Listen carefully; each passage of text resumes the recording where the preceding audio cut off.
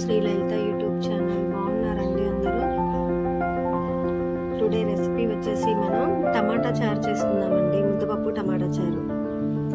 అయితే మేము టమాటా చారు ఎలా చేస్తామంటే అండి, చూడండి వీడియోలో చూపించినట్లు పచ్చిమిర్చి ఒక 3, టమాటా ఒక 3 అండి, పచ్చిమిర్చి ఒక 7-8 దాకా మజ్జిగ కట్ చేసి పెట్టుకున్నాను, కొంచెం చింతపండు, అల్లం ముక్క కొంచెం.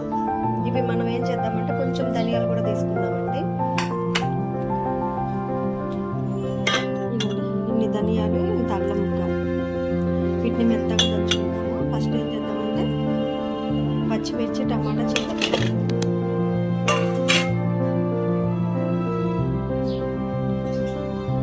టమాటా రసం అండి, ఒక 4 టమాటాలు, ఒక 8 దాకా పచ్చిమిర్చి మధ్య కట్ చేసి వేసుకున్నాను, కొంచెం అల్లం ముక్క, కొంచెం ధనియాలు పచ్చపచ్చగా దంచి వేసుకున్నాను, కొంచెం చింతపండు,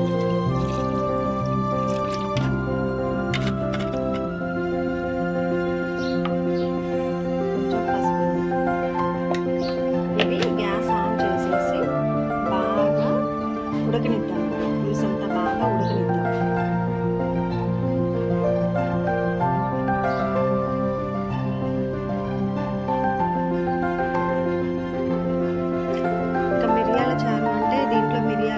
యాడ్ చేసుకోవచ్చండి, కానీ అది వేరే ఉంటుంది రెసిపీ, ఇది వేరే ఉంటుంది. ఓన్లీ కొంచెం కొన్ని ధనియాలు, చిన్న అల్లం ముక్క వేసానండి.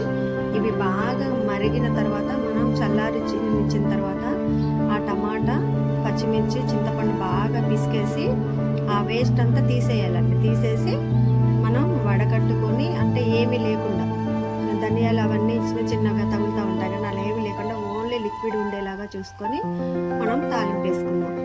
ఇది బాగా ఉడకాలంటే, అంటే పచ్చిమిర్చిలోని టమాటాలోని రసం అంతా దిగాలంటే, ముక్కల్లోంచి నీళ్ళలో కలిసేలాగా బాగా ఉడకనిచ్చాక బాగా పిసుకుదు వాటిని మెత్తగా పిండేసి మనం తాలింపు పెట్టుకుందాం.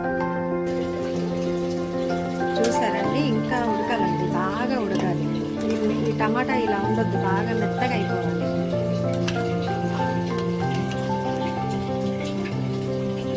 ఇంకా 2 నిమిషాలు ఇట్లనే బాగా మెత్తగా ఉడికించుకుందామండి.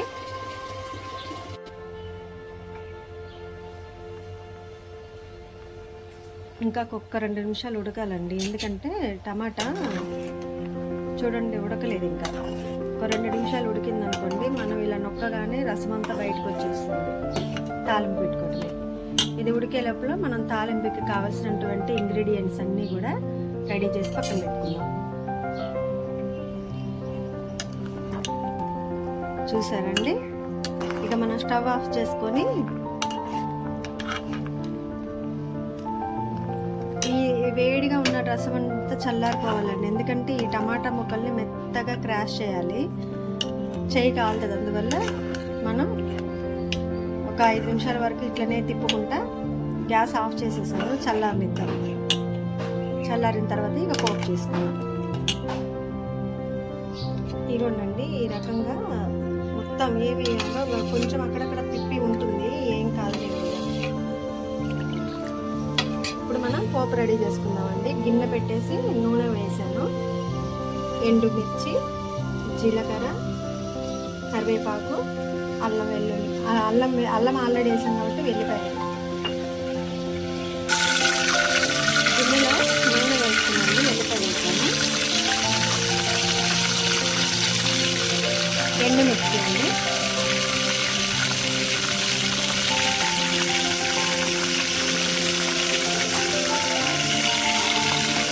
జీలకర్ర, కరివేపాకు,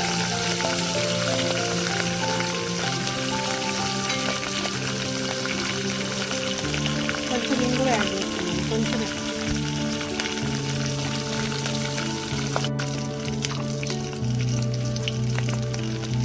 సాల్ట్ వేసుకున్నామండి.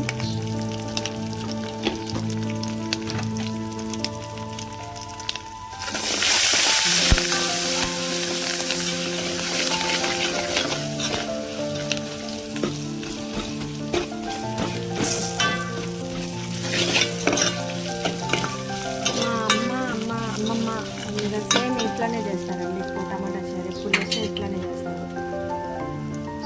కాకపోతే ఇంకా మిరియాలు అవి ఇవి యాడ్ చేస్తే మిరియాల రసం లాగా అయిపోతుంది. టమాటా చారు అంటే టమాటా చారులాగా చేయాలి కదండి.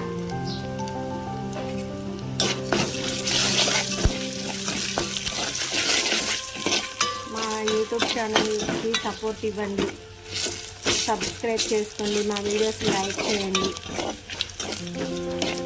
మీ సపోర్ట్ ఉంటేనే కదండి మాకు ఛానల్ కిట్ అయ్యేది. ఇది వచ్చేసారంటే ఇది మాత్రం చాలండి. గ్యాస్ ఆఫ్ చేసుకున్నా. ఇప్పుడు ఏం చేద్దామంటేనండి, ఇప్పుడు మనం వేడి మీద దబ్బుక్కున వేసేసామనుకోండి, నూనె మొత్తం కూడా ఆవిరైపోతుంది. ఇప్పుడు మనం ఏం చేద్దామంటే కొంచెం చల్లారనిద్దామండి. నువ్వు చూసారా